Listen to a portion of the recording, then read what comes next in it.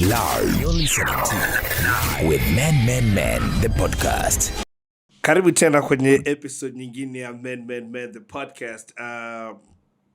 Well, we're actually recording this in December, Nadia. Yes. But you probably get to listen to it, or you get to watch it, or you will get to access this episode in the year 2024. You know the part when they say, I don't know if I think it's one of the movies when they say, if you're reading this message, it means you've made it. Yeah? So if you're listening to this podcast, it means you're already in the year 2024. So congratulations, happy new year to you. Karibu sana kwenye Men, the podcast. Catch us on YouTube at Men the podcast, Instagram at Men the podcast, Twitter at Men the podcast, and then there's the link kwenye bio yetu itakupeleka moja kwa moja kwenye all the other places ambao unaweza kutusikiliza. Remember to subscribe, remember to share, remember to follow our pages, remember to tell us kitu ambacho unataka kusikiliza, remember to recommend a topic, recommend some guests ambao unataka kuja nao, provided conversation around mental health, na specifically around mental health for men. Mi naitwa Michael Baruti. Nadia, how are you? I'm great. You're great, yeah? I mean, I'm happy the year is wrapping up. Yeah, it is. It's been a good year for you? It's been a good year. It's been a good year. Yeah. It's been a roller coaster, but it's been a good year. Nothing tops the fact that you got married this year, Nadia. So definitely it has been a great year. And you huna mandate ya kusema kwamba this year's been challenging. Hata kama kweli. Yeah. Lakini the fact that we got married There's this a year, positive. it's a positive thing. It covers the entire year. Yeah, it covers the entire year. Yeah. So that's Nadia, our own resident psychologist. Name @MindMattersTZ on Twitter, @MindMattersTZ on Instagram. There's a link kwenye that bio ambayo itakupeleka moja kwa moja kwenye website, and then from there you can actually do the booking na kujaribu kuona namna gani ambayo unaweza ukampata ili uongee naye kama unahitaji service yake. You're going on holiday? Yes, I'm taking a break just so my brain can also hibernate. Yeah, it's important. Rejuvenate. It's important, yeah. So I can continue doing the work with a fresh mind. Yeah. Amazing. So, Leo, I know we always say this, but and we always say we have a special guest, and tararara. But today I feel like we have an extra special guest, right?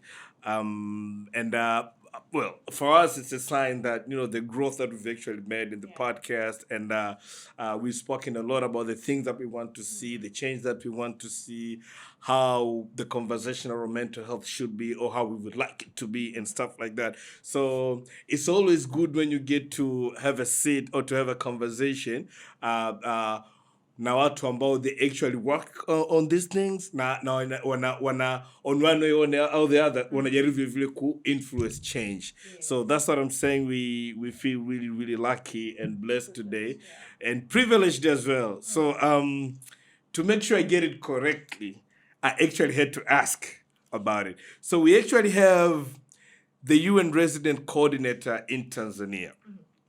His name is Zlatan Milisic. Got it right? Milisic. Almost there. So we're actually blessed to have Zlatan Milisic in Tanzania. In the podcast today. So he is the UN resident coordinator in Tanzania. I was reading his profile before we as we're actually having conversation of having him here, and it's quite a CV you have, sir. So he brings 30 years of experience in humanitarian and development work, working with the United Nations in Central Asia, North, West, and East Africa, the Middle East, and Eastern Europe. For the past 2 years, he has served as a World Food Program representative and country director in Afghanistan. Prior to that, he was the deputy director of World Food Program, right? Yes. WFP. Yes. He was the deputy director of World Food Program and Policy Division in Rome, Italy. Obrigado. Yeah. Gracias. Oh. You gotta do this. Yeah. He also held management positions with the United Nations in Mali, Libya, Egypt. I usually don't know how to say this. Kyrgyzstan. Thank you. Tajikistan, and then Lebanon, Somalia, Burundi, South Sudan, and Rwanda. Prior to his career with the United Nations, he was a lawyer in a private practice. Zlatan holds a bachelor's degree in laws from the University of Sarajevo and Master of Arts degree in international politics and security studies from the University of Bradford. Quite a high achiever, sir. Well, that was very quick. So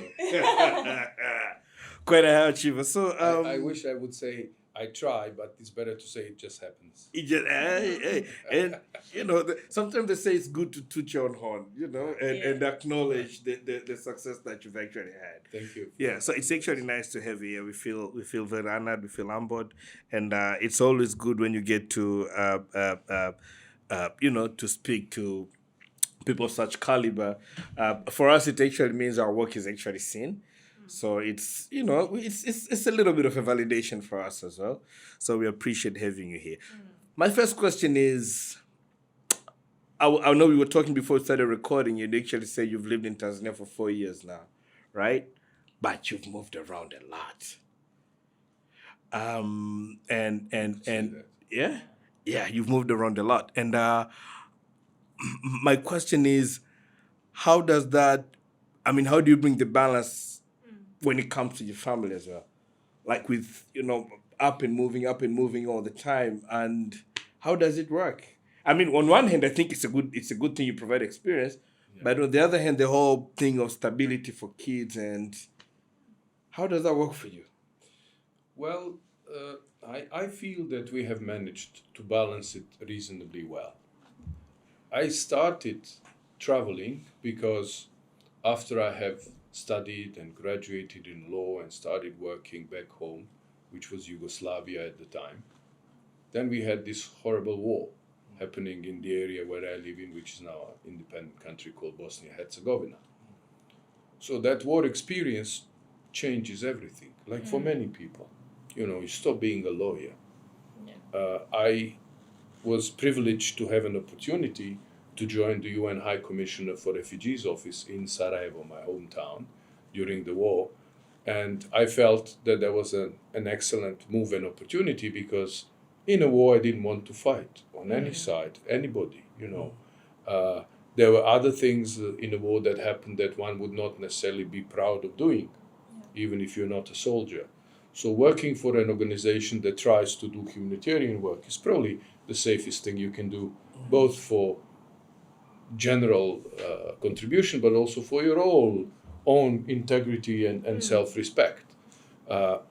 We are not perfect, but certainly we try our best, we hope for the best, and we do make efforts often when nobody else is doing that. So when I joined them, I worked with them in my country for about a year and a half, until I decided that that was really not environment for me anymore.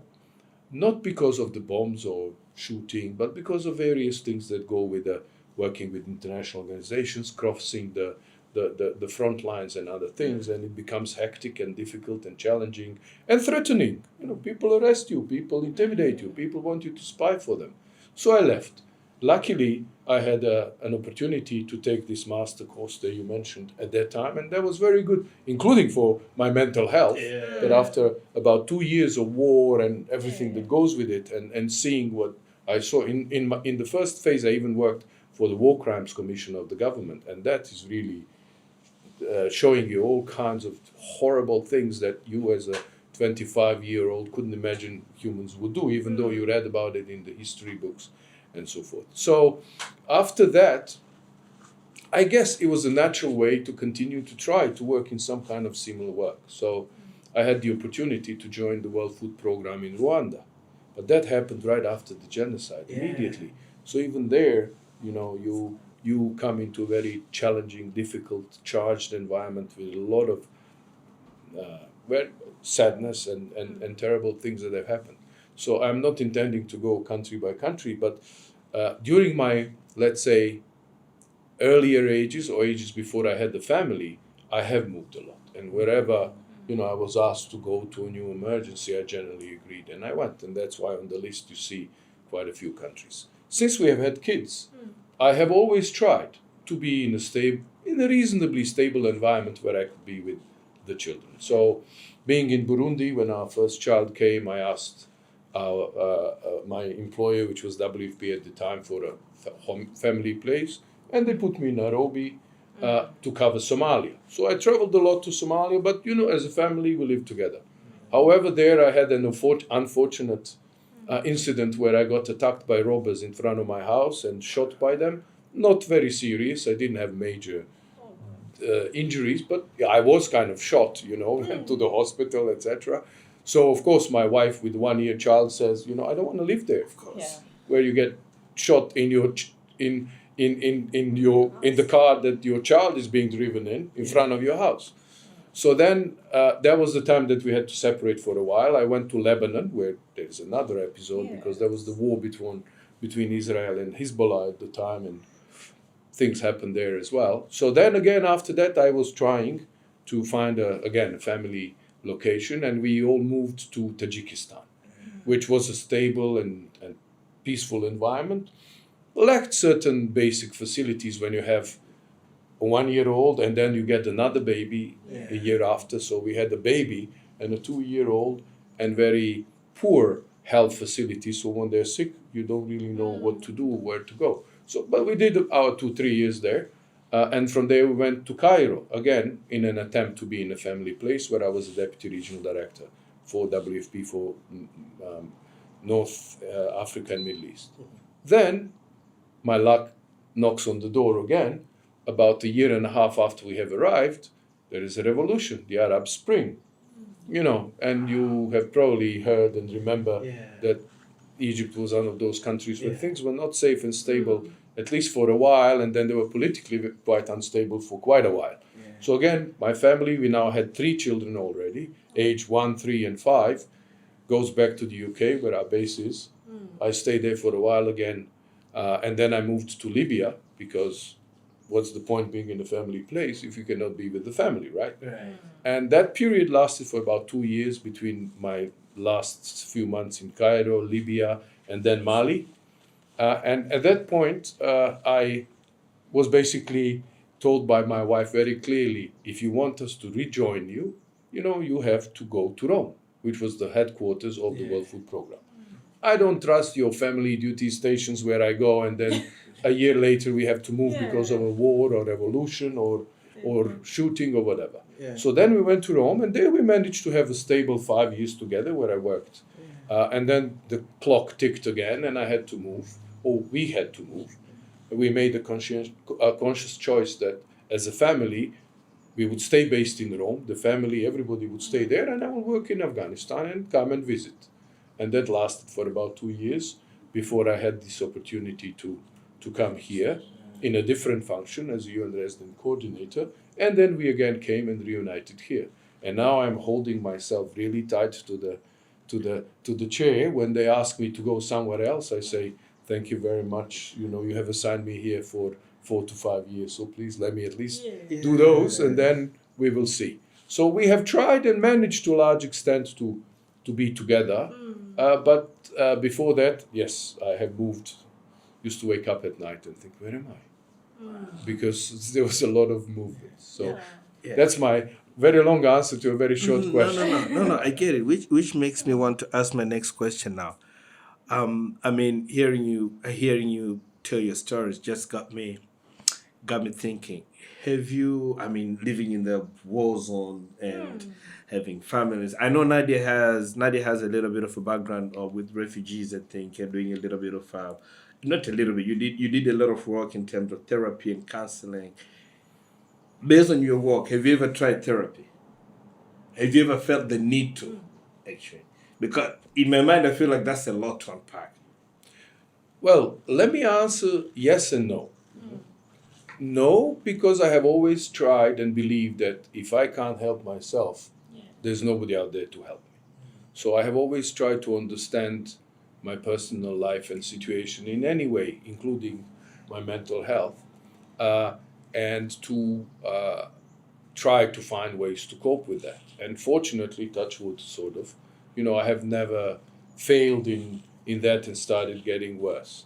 However, I have had an episode at the time when, after various bumps, ups and downs, I started feeling dizzy, and I didn't understand that. And I went to different physical doctors, and they didn't see much physical reasons why I would feel that. And and then I was advised to go to a psychiatrist and to take a few weeks off. And I took about 3 weeks off and had a couple of meetings with that person, and she helped me understand some basics in how do you contribute to calm down and be more stable and so forth, without really having to go through like processes. So yes, I have reached out when I felt that it might help. Wow, It did help. But I always believed, and I don't know if I'm right or wrong, Nadia is much more professional in that field. I always believe that you have to be able to know yourself and to help yourself. Yes, with other people's and sometimes even substance support or medical support, but generally it's all about you. You need to manage the process. You need to run it. You'll not go to somebody and they'll tell you something, magic, and suddenly you feel better. And it's not always easy because, as I mentioned to you, there are situations where your family is at risk. I was never officially a refugee, but when I left Bosnia for the UK to do the studies, war was raging back home. I had no idea what to do. I didn't know what to do after my course, so I was de facto a refugee. I couldn't go back after I had left. Then, you have situations in life, as I said, where security threatens your children, where security threatens your family, where it threatens you, where the whole situation is quite overwhelming at times. Because, if you're sometimes in a major emergency situation and dealing with security for you and staff and everybody else. And then you have challenging operational tasks. Because let's not forget that many of these humanitarian operations, when everybody's running away, we go in. Yes. And when we go in, we can't just bunkerize ourselves and say, well, it's not safe. You have to do your best to overcome these challenges and to deliver whatever kind of support, assistance, aid you need to do for people. And that, of course, involves a lot of risks. And risks are really demanding on your mental health. And they raise stress. And I think the humankind is not even close to really understanding the impacts of stress on our lives, not just mental health, and obviously on mental health, but even physical health. We are learning more and more that it's much more damaging than we thought. But we still have no idea how really damaging it can be. So we need to find those mechanisms that are going to help us decompress. And there are some general ideas and rules, but generally we're all individual human beings that certain things, work for us better than others. And one does need to find that path. And that path is never perfect because you cannot program yourself that, okay, now I'm going to be calm. Now I'm going to relax. Now I'm not going to worry. But you can find ways, to... And sometimes some people need some kind of support, including medical support, to overcome these challenges. And they shouldn't be ashamed of that. And that's for me, that's the biggest problem for men's mental health, but mental health in general, that it's still quite stigmatized. When I was young, you were either sane or you were crazy. There was nothing in between. There's nothing in between. And once you were called crazy, it's going to take years, if ever, to get out of that code. So people were very careful not to be perceived that way, even when they were struggling, even when they were suffering, and some don't find ways to cope because of those pressures. So it is very important to try to kind of, check your pulse on a regular basis and experiment and try what works for you. And when I say what works for you, I don't mean just anything. What is healthy and works for you. So many people think, a bit of alcohol, a bit of substance, and I'll relax. You might relax 1 day, 2 days, whatever, but certainly is putting your body into a situation where you're even more exposed to getting more stress, more anxious, more disturbed by these things. So Nadia, I want to ask you this: you've done some work with. I know we've done some work with refugees, and hearing Zlatan also detailing his experience.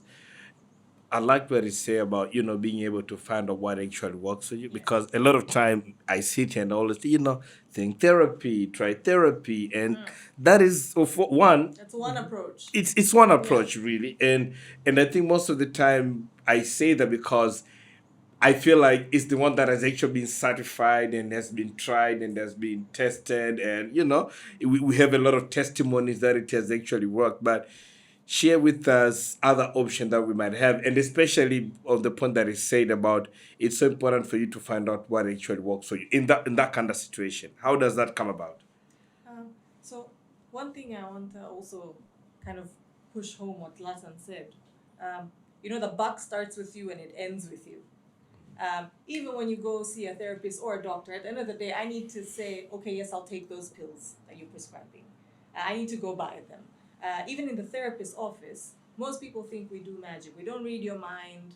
You have to still sit with us and be vulnerable and actually share what's going on and be open to trying the different coping strategies and mechanisms and, experiment on some of the tools that the therapist will then share with you. But all of the work, and I think that's something I tell my clients all the time, like doing the work is the shortcut and you're the one doing the work. I'm just like a passenger in your car that's there to say, okay, do you see that horse crossing the road? Do you really want to take that turn? Which turn do you want to take? So at the end of the day, you're doing all of that work.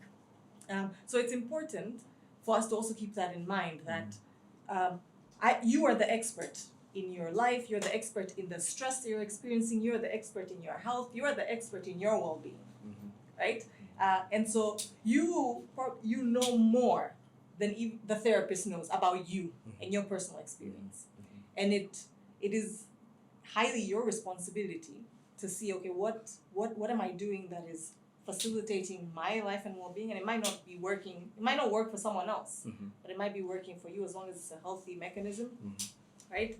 And also being open to exploring, right? So the psychologist, the psychiatrist, the doctor, they're the expert in medicine, in psychiatry, in psychology, right? But you're the expert in your life. And you're the one experiencing the stressors, you're experiencing the traumas, you're experiencing these difficulties. So that's one thing I think it's important for us to keep in mind. And at the end of the day, like what the therapist does, right, is teach you how to do that work that she's doing or he's doing with you in the therapy space on your own.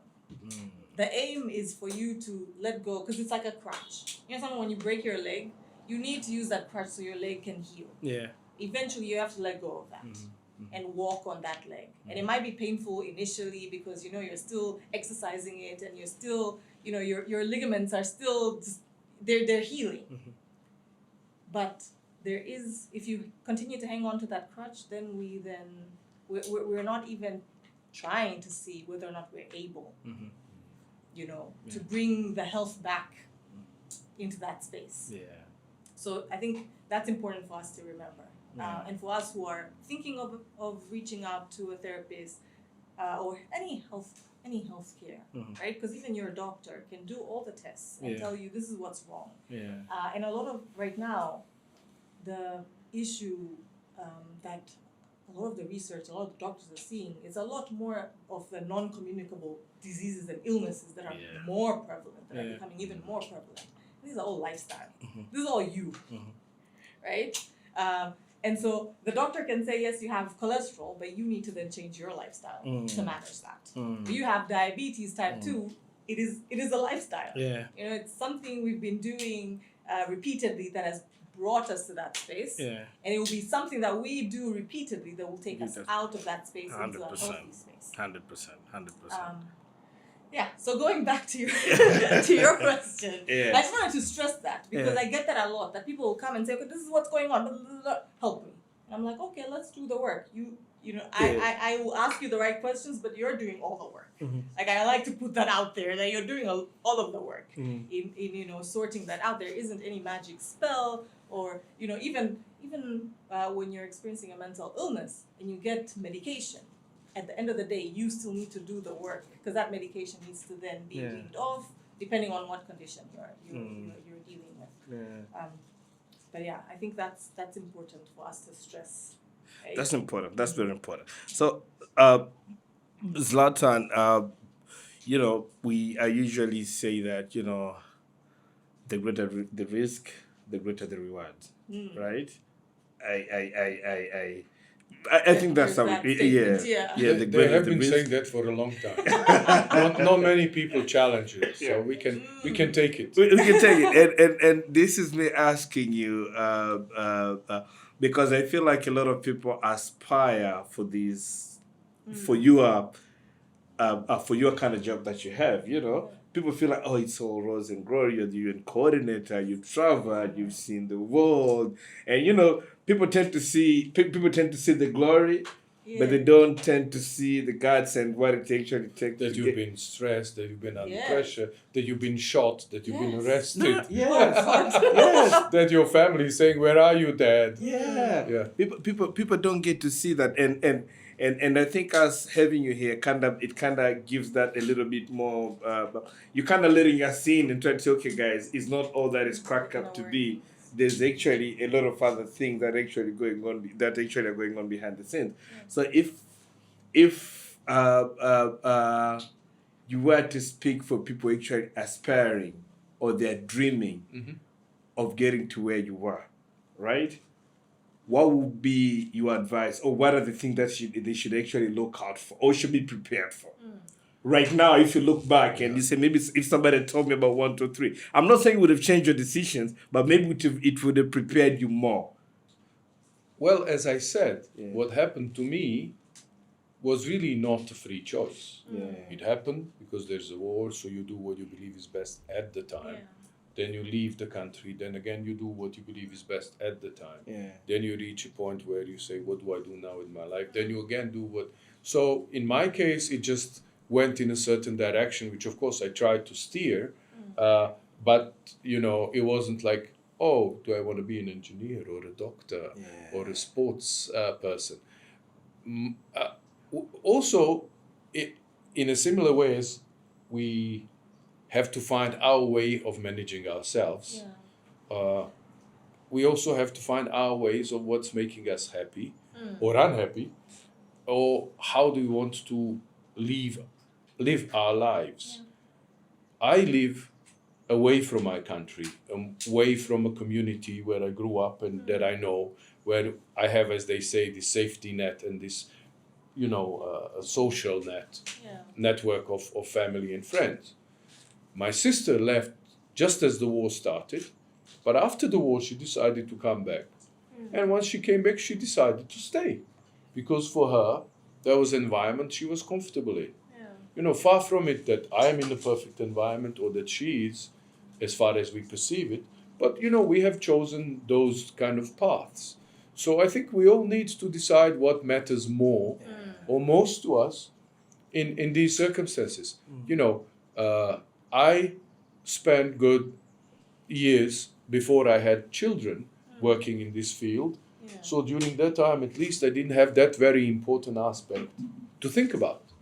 Many people don't have that choice. Many people, even when they try to start doing what I'm doing, they already have a family and responsibilities in that field. And that impacts a lot. As I told you, I have actually officially lived in very few countries for longer periods since we have had children than before. So I would say that one does need to know what they really want and also to be prepared once they get it to deal with it, because sometimes they say wishing to get what you want might not always be the best choice. But anyway, but yes, I think there is also the very important element that we are intelligent enough to find ways to be reasonably happy in most environments.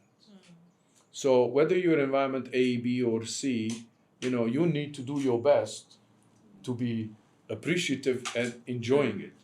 Because you can complain in any environment. You live here, you say, oh, it's really, really hot, it's sticky. You go to Europe, say, oh, it's cold, it's snow, it's dark. You go to one place, oh, it's very green. The other one, oh, it's very gray.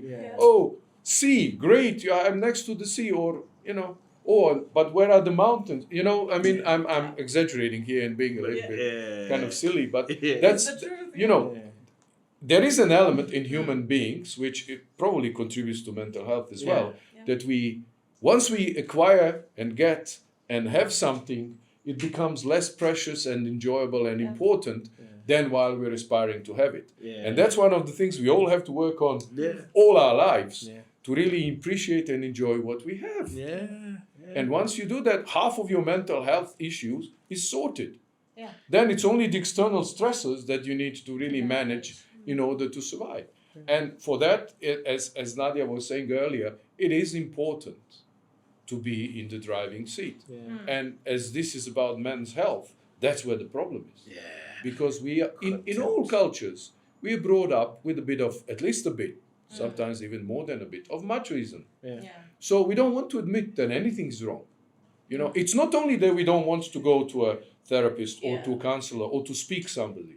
We don't even ask on the street, where is the way, you know, a woman is smart, she goes to the first person, says, excuse me, where is street so-and-so? Yes. No, we will drive around 3 times, Yeah. you know, trying to figure it ourselves true. because we don't even want to ask. Yeah. And when it comes to the mental health, imagine then the barriers. Oh, I don't want to say to anybody. I don't want anybody to see that something might not be right with me. And then that's where the problem is. And even when we come to people like Nadia, I bet you, I don't know because I don't work there, Nadia gets much clearer and easier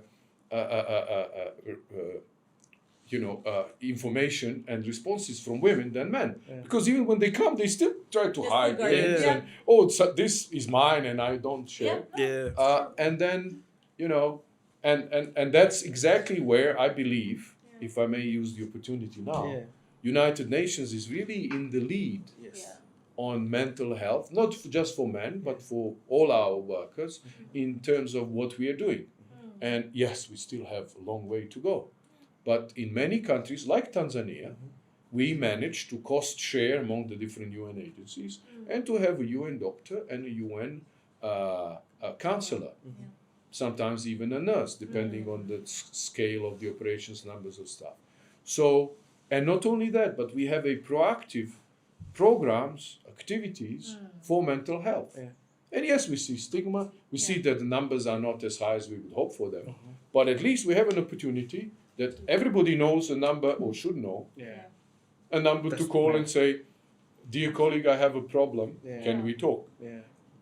We also organize sensitization courses for staff, for managers and others to understand these aspects of health. We even have yoga classes, you know, painting classes, some others that, you know, experts in that field feel could help people in this. You know, we promote breathing or mindfulness or meditation, whichever way you want to call some of these things. And I can tell you, I'm in principle very kind of, self-sufficient and sometimes really dismissive of things I don't know and I don't understand. But, you know, taking a breathing exercise cannot harm. It always helps. It always does help does. you to really calm down or be more stable than you are at a given moment. You know, and there are various methods and variations, how you do it, how many times, in which ways, and so forth. But that can always help. Doesn't cost anything. Can be as short as 3 minutes, or as long as, I don't know, 15, half an hour. I will have never tried that long, but I'm sure there are others who do. So basically, you know, choose the options you have, because you cannot just say, oh, I wish, and then kind of steer your life through them in a way that's most comfortable, most meaningful, because meaningfulness is very important, you know. We often say, sometimes people are selfish. You know, what you do being meaningful to you means a lot. No matter what you do.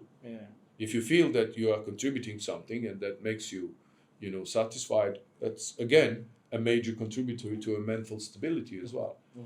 And then take your chances, as you said, take your risks where you feel that you know, the benefits would kind of balance them at least, if not even overtake them. So this is one thing that we do at the office. This is specifically for men. Like we've established what we called a men's talk. So once per month, it's purely men. We just meet in the office, and we just have conversation around different issues that are affecting our lives. And it has been a very growing thing. And like right now at the office, we looking as men, we're looking forward to those Fridays because it has become like some sort of our own safe space where we can actually really sit and pack and talk about things without feeling the prejudice or like we're being judged or and it brings that familiarity of not, oh, I'm not weird for thinking certain things, or I'm not the odd one out because I feel a certain way. It's just amazing. And this is something that I always tell people, like, if you work in the office, that as a lot of men try to do that, find a mechanism. I mean, we actually have a meetings, so it might not always work for everybody, but find what actually works for you because, or for your organization, because it might actually going to have a greater impact on men, actually think. But I want to dive a little bit more into the term what UN is doing when it comes to mental health, and I understand what you're actually doing for the staff. So for people who work for the UN, so this is probably me plugging people. UN is prioritizing mental health people. So for those who are applying for jobs for the UN, keep applying. Your mental health will be taken care of. But You will have the opportunity. You have the to opportunity. get almost all the support you might need. You might need, which is And very then important. again, as Nadia and I said, it's up to you. It's up to how you. much of it you take. Utilize it. Yeah. So I'm looking And at. we all need it. Yeah, we all do. We Let's all do. not kid ourselves. Yes, we do. We all need it in some shape or form. At Yeah. some point or stage in our lives. And definitely at some point in and stage. Actually, that's a very important thing to say, and I would like to highlight it very briefly in 1 minute. When you're younger, these things somehow go easier. These shocks you absorb somehow easier, quicker. I don't know why, but as the life kind of takes its toll on you, they start impacting you more, like many other things as you are growing older. So you need to be prepared for that, and then you need to realize that what you could handle when you were 18 or 25 or even 30, you might have more challenges handling when you're 45, 50, 60 or more. And that's one of those kind of tricks that we need to learn. That what I could do before, I might not be able to do now, and I might need help even though I would have not needed it before. And probably the support that was there for you when you were 30 might actually not be there for you when you're 45. So how do you adapt as well? Right? Yeah. Yeah. So I wanted to ask, in that grand scheme of things, right? Are there I wouldn't say projects or programs, but are there things that the UN is actually doing now in terms of, and I'm not, this is just it's not just me asking for men per se, but this is me asking for the larger community, the Tanzanian community, that is, are there things that the UN is actually doing on, and this is us being a little bit biased here, on mental health? We're all biased in Tanzania. My bread and butter is Tanzania. When I speak in events, I say we, our country. You mean So Tanzania? I fully understand. Yeah. So we are talking about Tanzania. Yeah. So are And there we things? should. Yeah, we should. So are there things that are either on the pipeline, or there are things that you're working on, or there are things that have actually been already implemented when it comes to mental health in Tanzania from the United Nations? Well, as I said, we have seen the gradual understanding in shift from doing absolutely nothing to doing almost very little to doing more and more for mental health by the governments, by the society, including by United Nations, its organizations. Clearly, it depends in which environment you are, how relevant and needed you are. In a society which has had a war, or has been in a kind of on and off war situation for the last 40, 50 years, obviously the needs are much higher, much more complex, much more sensitive as well than they are in a society that has been stable, peaceful for decades. And the programs of the UN organizations obviously reflect that. So in some countries we have very pronounced, very strong psychosocial support, therapeutic support, mental health support programs to the government, through the government, or directly, or even through the civil society and professional organizations. I would say that Tanzania is happy and lucky that it doesn't have many of the major shocks and stresses that some other countries have, we have had peace for many years. As somebody who comes from a country that's had a war itself, and somebody who's worked in so many countries that have had war or were in the war when I was there, I can tell you, this is an asset, including for mental health. Yeah. Because the people of Tanzania, they don't have that memory of the tribal, regional, political wars and conflicts that, look around you. You have seen almost many countries if you start looking north. Yeah. So that's the starting point. So obviously the program of the United Nations in Tanzania would be less about mental health and kind of stressful situations and recovering from stress and than are in others. But we do here also support the government and civil society organizations or others in contributing towards improving, strengthening, educating people about mental health. It's obvious. I mean, a very good example. One thing that I have to highlight is that this is a country where the government is running the country, and the United Nations is largely supporting to improve the systems and structures, to complement them, and then where we feel there might be gaps, to kind of try to step in through civil society organizations and others to kind of complement that. And that's how we see our work. You mentioned Sustainable Development Goals. There is 17 of them. We want to achieve them by 2030. We look at where is Tanzania on the 17 goals, what is being done about those, how fast are we progressing, and then we as a UN system, we develop a cooperation framework with the government that we will particularly focus on here, because those are the areas where uplifting needs to be the most, or we are leaving people behind, or where UN has resources, expertise, and knowledge to do something.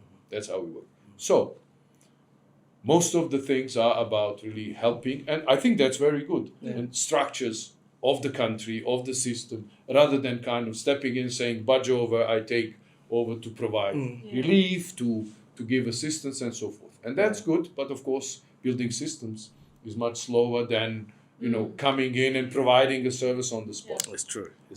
So we do have various programs with different stakeholders where we're trying to promote. Well, first at the global central health level, and we are seeing movements. You are reading your papers. You are following the progress. And universal health insurance schemes and other things are all aiming towards improving the general health coverage of the people of Tanzania. In respect to mental health, as I said, we have projects where we're trying to learn. We have others where we're trying to support those who want to innovate and learn. And we're trying to support the government in different ways to strengthen their own capacities, their own knowledge. The very important thing in general is the databases, the baselines, knowing what's going on, where the problem is, before you know how to address it. But what I'm trying to say is how I see progress, and a very good, clear example is we have had recently very unfortunate, tragic and sad situation in Hanang, in Manyara with the floods and mud flows, and almost 90 people, at least 89 last I checked, died in that. Another 135, 9 or so were injured. Most of them, fortunately, are recovering. 700 lost everything, staying in schools. 10,000 considered to be affected, of about 30,000 or 27,000 of people who live in that area. So 1/3 of the population of the whole region has been affected in one way or another.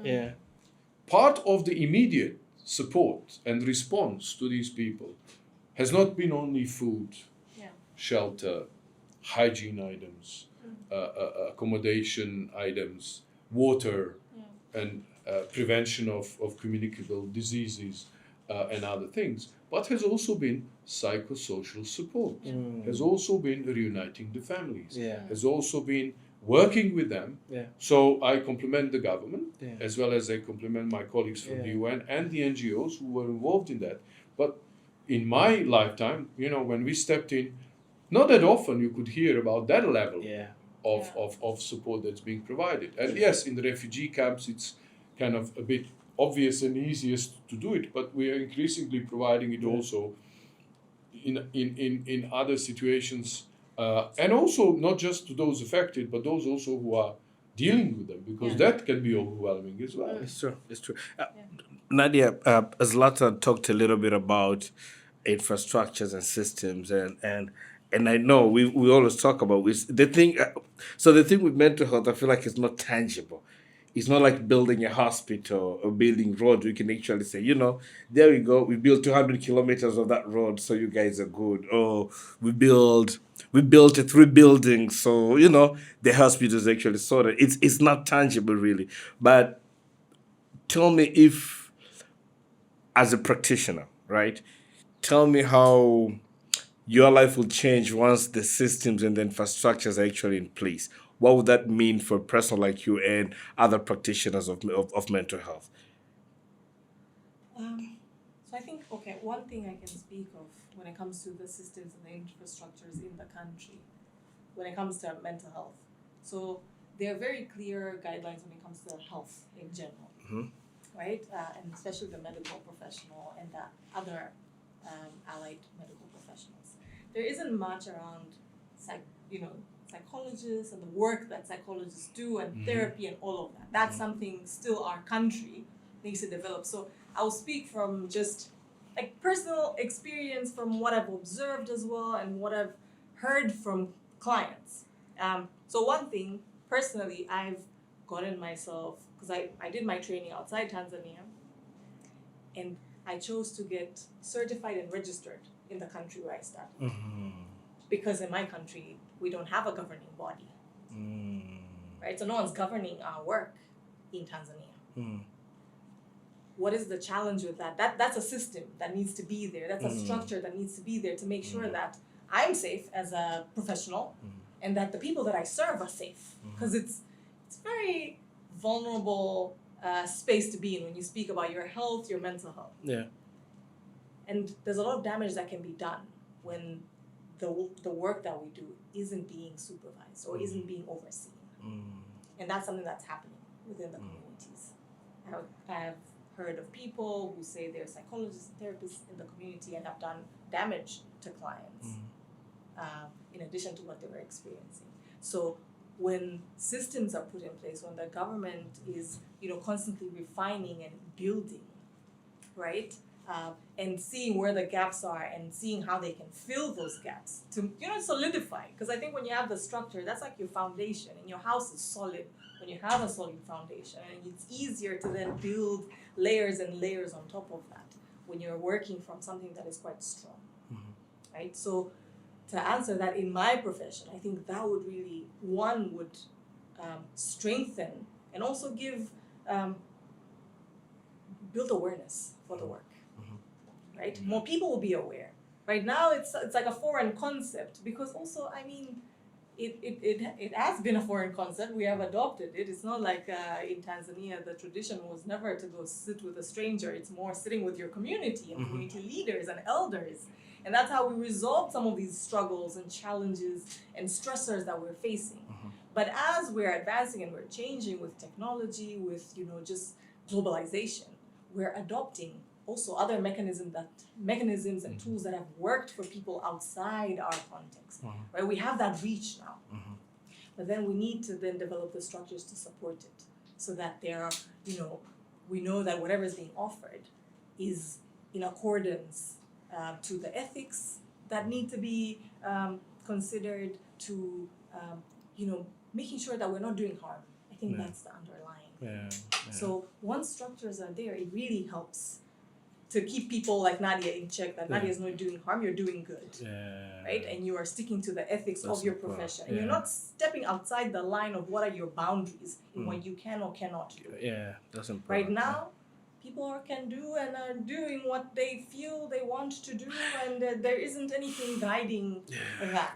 Unless, you operate with coming from, I know in South Africa, these are my boundaries, this is where I studied, this is what the Health Profession Council says, Nadia, you can do as a psychologist. And that is what I do. Right? Even though that's not my country. I know, I get it. And we have a lot of mental health experts right now. But I'm like, it's good, but on the other hand, I'm like, is it good? Yeah, because, you can do a lot of damage. Yeah. Right? This is someone who's when your mind is affected, your health can then be affected as well. It's true. Your physical health. These two are, it's a bi-directional relationship. Closely linked. They're very linked, right? And so when I'm coming in, I'm already not in the state where I can problem solve. Because when I'm struggling with my mental health, my problem solving has been affected. Yeah. Right? My emotional health has been affected. My psychological health has been affected. The way I'm processing and thinking of things probably is affected. And if I come and get assistance from someone who isn't really working alongside those ethics or isn't really trained to assist me, then I can encode and put in information and bits of, I can divert you towards the right path, or I can divert you towards another ditch. Yeah. So I think that's something, if we are able to establish as a country, would do a lot of benefit, because there are a lot of people who would like to seek this support. There's a lot of communication now around mental health. We speak on the radio and you get phone calls from people in, Bukoba, from, the different other regions, Iringa, Mbeya, whatever, who are calling and saying, I'm struggling. What did you say? You're saying this thing and it makes sense to me. So you have people who are really open to getting support. Yeah. But then we don't have the structures to support them to get that support easily. Yeah. And there's people who are there that can be trained. As Zlatan said, our country is quite stable. Yeah. We have systems to educate the community to be able to go and fill that gap, right? As Tanzanians. But we're slowly working towards that, I hope. But if I may, just very briefly here, you have provoked my thinking. So I'll just... on one hand, I think it's very important for us to recognize that globally, or in Tanzania, we have started making improvements in recognizing the importance, meaning, and understanding of mental health, including specifically men's mental health. And we are on a good path. But equally, we have to be very clear that everywhere, I said I'm proud of the UN, what we do, including for us, and even those governments who are doing things, we still have a long way to go in regulating, in understanding, and doing more about it. Because the problem is much bigger than anybody is recognizing it at the moment, and the clock is ticking. Yeah. I believe that human beings are being put under pressure that is unprecedented for our biological structures and the history and the way we have evolved. We are now having to deal with things that nobody ever did before. And we need to find ways to cope with all these technological we call them advancements, but they're also demands and responsibilities and the busy life we have. Some of us have to handle and juggle so many things in the day just to survive, to have a kind of that happy life that we're striving to be, to do your job, to support the family, look after the kids, do the necessary for your elderly or sick or otherwise parents, deal with your siblings. What about the neighbors? And then you remember, well, I'm feeling a bit weird suddenly. So all of these things, are much different than those hunters-gatherers that we have come from. So, Zlatan, I know we're literally running out of time and we gotta let you go. But I always ask, this is one of my favorite questions, is that if there's one thing you would love to leave the people who are watching or the people who are listening to us with, what would that be from the talk we've actually had? Well, I have just actually said it, but let me repeat it in short. We all need to recognize that mental health is important and that it can be affected and is affected for everyone. So we have to find ways to identify the early signs, because the earlier we start thinking about it and possibly doing something about it, the easier it would be. And we need to be at least open with ourselves. And those who are smart, they'll be open also to where they can get that support. It could be a counselor, it could be a therapist, but it could be your spouse, it could be your mother, it could be your sibling who can actually help balance those things. So we need to be aware that this is around us and is impacting us. And we need to develop a mechanism to cope with it, to deal with it.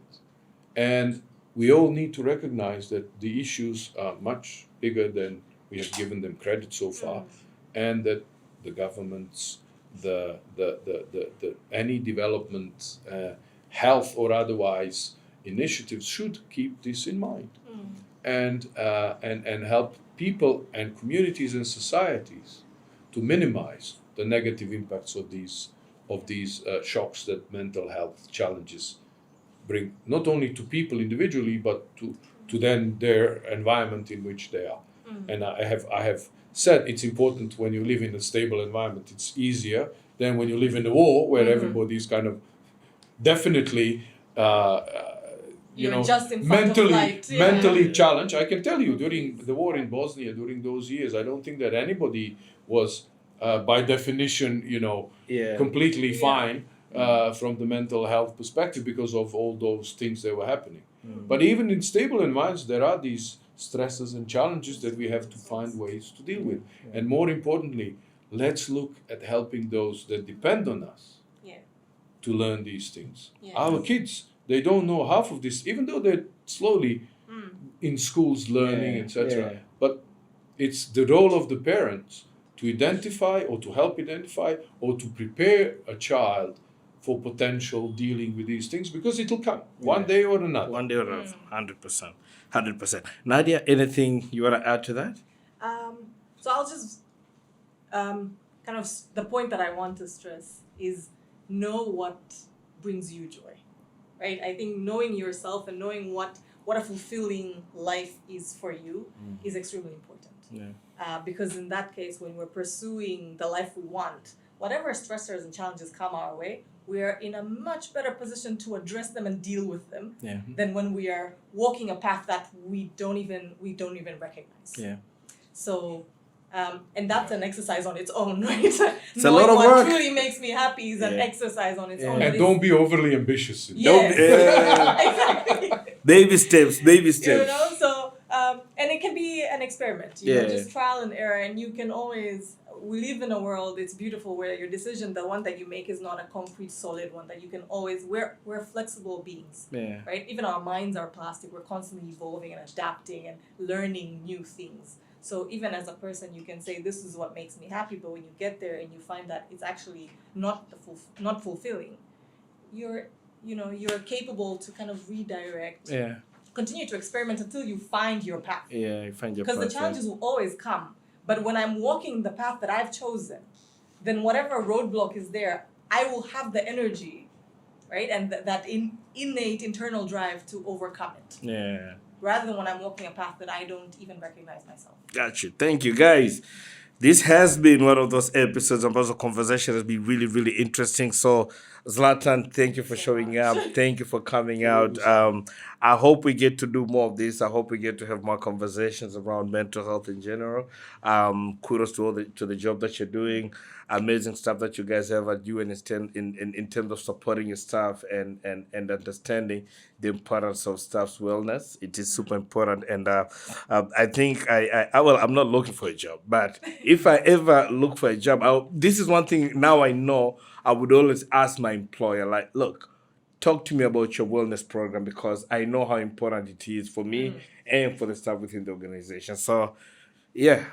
Well, mwajiri wa sasa, just know I'm not looking for any other job, but that's that. So thank you for coming out. We appreciate this, and but it's amazing story that you shared with us, and it's huge. You're such a survivor. So are you 83, 84? Episode. Still running strong. Yeah. So for the rest of you, the @the podcast on Twitter, @the podcast on Instagram. There's a link with the bio too.